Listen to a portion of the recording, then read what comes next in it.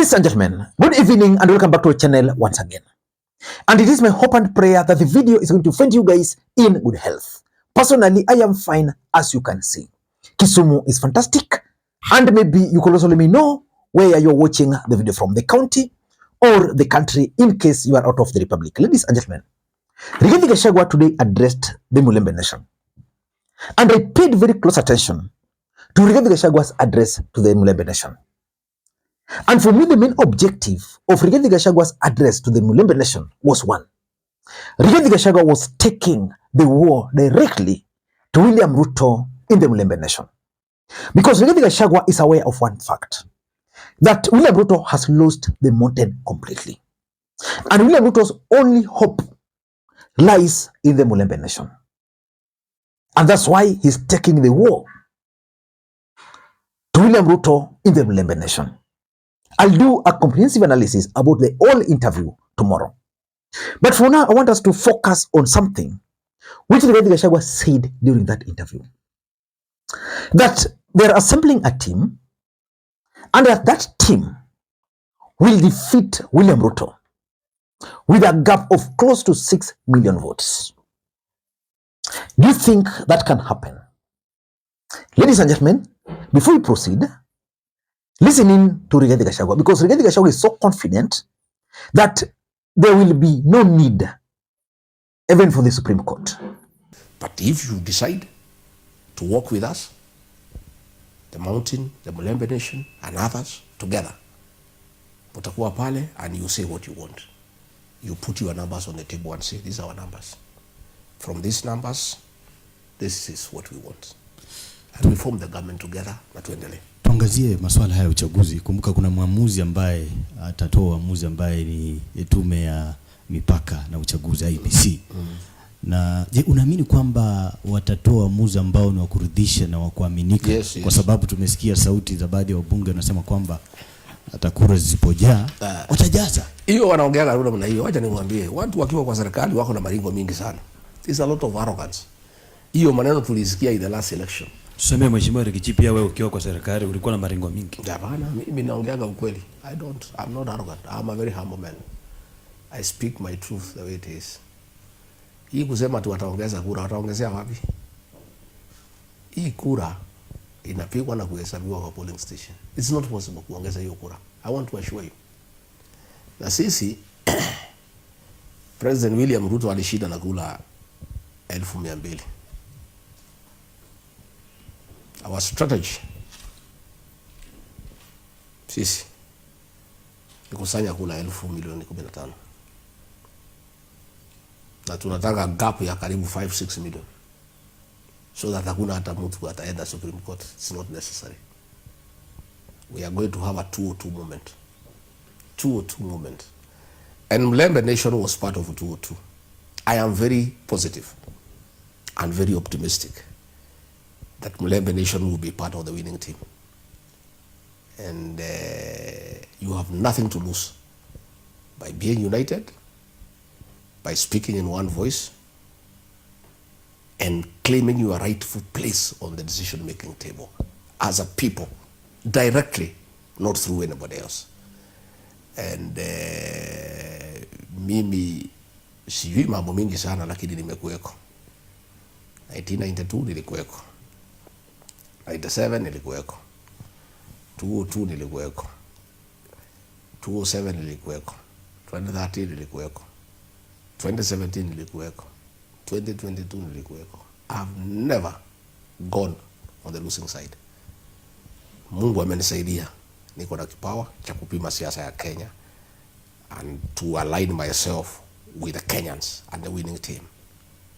The team Rigathi Gachagua will be na watu yake ya mlima, as it has happened in the last 5 elections. That will be the winning team. It is my prayer and desire that Mulembe Nation joins us in the winning team. And the Mulembe Nation joining us in the winning team makes the whole thing very easy. Extremely easy. Especially if they agree to come as one, united, as a block. And the Mulembe people will be very happy for a long time. Aliyekuwa Rais Uhuru Kenyatta ako katika hiyo timu ya Rigathi, namba 2 mlipatana Kwa sababu wakati wa campaign Uhuru Kenyatta ni mzee wetu. Okay. Na tuongea nini yake. Ladies and gentlemen, that is Rigathi Gachagua. And two things are very clear from that particular part of the interview. Number one, Rigathi Gachagua is making reference to the gap between William Ruto and Raila Odinga. The gap was too close. 200,000 votes. Of course, you know, there was the element of rigging. And Rigathi Gachagua is also making reference to the Supreme Court.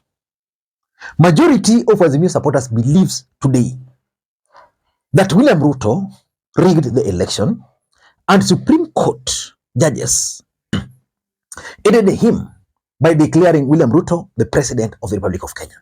So, in my view, what I can conclude from those two is that Rigathi Gachagua is reminding William Ruto that I know your games and we are going to stop you. The truth of the matter is that William Ruto is the easiest president to remove from office via the ballot. The question has always been, who can remove William Ruto? Can the opposition come up with a strategy that can remove William Ruto from office? So in this video, I want to offer my unsolicited advice to Rigathi Gachagua. Removing William Ruto from office in 2027 is not going to be easy. If Raila Odinga with his support could not do it in 2022 with the support of Uhuru Muigai Kenyatta, it's not going to be easy to remove William Ruto unless they will be ready to make sacrifices. But before we get into all those details, for those who are watching this channel for the first time, please take a second or two. Click the subscribe button so that next time we produce a video like this, YouTube will automatically notify you. And to the subscribers, I want to continue thanking you guys for your continued support, because without that support, this channel cannot be where it is. Ladies and gentlemen, without any further ado, let me dive in. Why do I strongly believe that removing William Ruto from office is not going to be a walk in the park? Let us first of all look at the numbers. Politics is a game of numbers, perceived or real. Let us look at the real numbers and then let us look at the perceived numbers. The mountain has departed William Ruto, which means Rigathi Gachagua can assemble the mountain. Number two, William Ruto has not really performed as per the expectation, which means there are so many people who voted for William Ruto in the last election. As we speak, they are disappointed. That can add to that number. And of course, there is also the Gen Z factor. The question is, will Gen Zs also leave their brains behind in 2027 the way other Kenyans have been doing during elections? Or will they carry their heads or their brains to the polling station so that they'll be able to vote not based on tribe, but based on what they believe in? So if the Gen Zs will tilt to their side, then I can see numbers there. Can they organize themselves in a way that they will be able to remove William Ruto? If they will do that, they'll succeed. But I think, and I strongly believe, it's not going to be a walk in the park. Why? Number one, as we speak, William Ruto is the President of the Republic of Kenya, which means he enjoys the state machinery. Take, for example, the abductions which are taking place in the Republic of Kenya. What do you think are the objectives of those abductions? For me, the objectives of those abductions are simple: to send warning to Kenyans. Because look at it, we are in 2025. Elections are in 2027. But already Kenyans are being abducted, eliminated.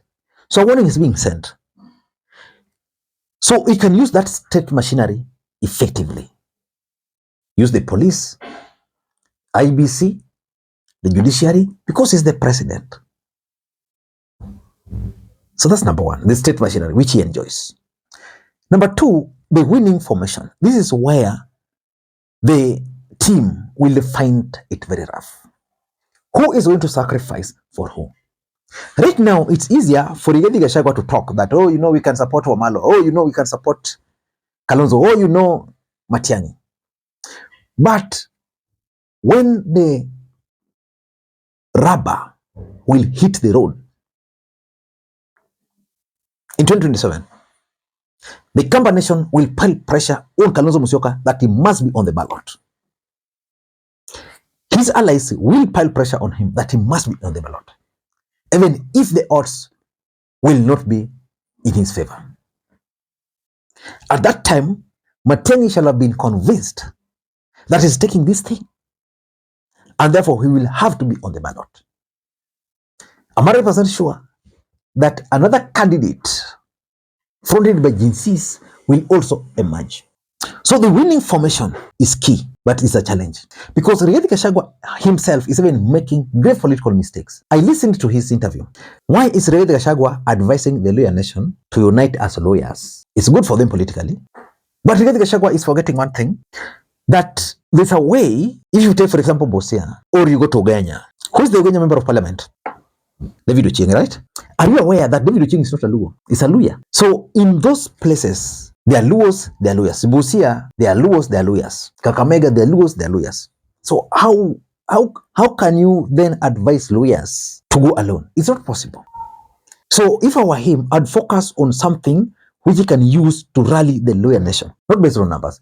Because even in the lawyer nation, if you go that direction, if you want to divide them based on those small units, even the lawyer nation cannot unite.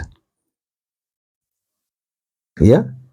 So forming a winning formation is key, but it requires unity.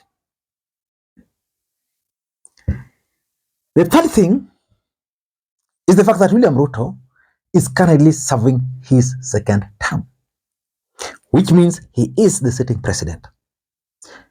Power attracts people. So which means there are people who never voted for William Ruto in the last election. And based on history, it's very difficult to remove a sitting president, beginning with Kibaki, Uhuru. So those people will be persuaded that it's going to be very difficult to remove Ruto. So what they'll do is that they lean towards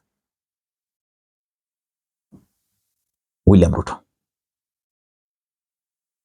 So which means more people, at the end of the day, will start leaning towards William Ruto. And of course, so as someone who is serving second term, he can use state resources to traverse the country, to advance his agenda, the way he's doing currently. Number 4 is the infiltration. I've always given people the example of Monica Juma in the last election. Monica Juma was a close ally of Uhuru Muigai Kenyatta. Monica Juma was sitting in each and every meeting which Uhuru Kenyatta used to organize to remove William Ruto from office. Apparently, it turned out that Monica Juma was a William Ruto's agent in those meetings. And that's why when William Ruto took over, he removed everybody, but retained Monica Juma, not in any other docket, but as a security advisor. Right? This opposition is going to be infiltrated big time. And with infiltration, it will be difficult for them to scheme against William Ruto. The only thing I know for sure is that Rigathi Gachagua worked as a former DO. So probably he understands some of these games. Some of these games cannot be played on him. But that's something we should expect. And lastly is the political interest. I've always told you that in politics you have two constants, betrayal and interest.